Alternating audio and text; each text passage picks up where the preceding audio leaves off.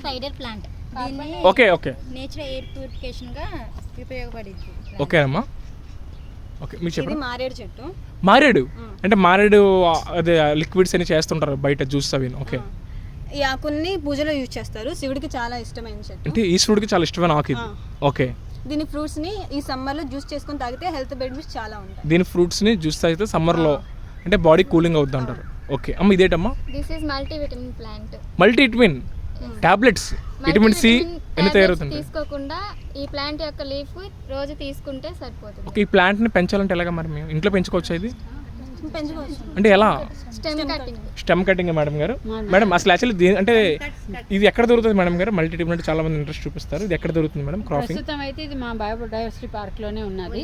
Okay so madam. ఇది బయట మనకి ఎక్కువగా ఇక్కడ కనిపించదు. Okay so madam. ఇక్కడ మనం ఇంట్రెస్ట్ ఉన్న వాళ్ళకి ఏంటంటే ప్రాపగేట్ చేసి ఇవ్వడం జరుగుతుంది. Okay right madam. అమ్మ ఇదేటమ్మా?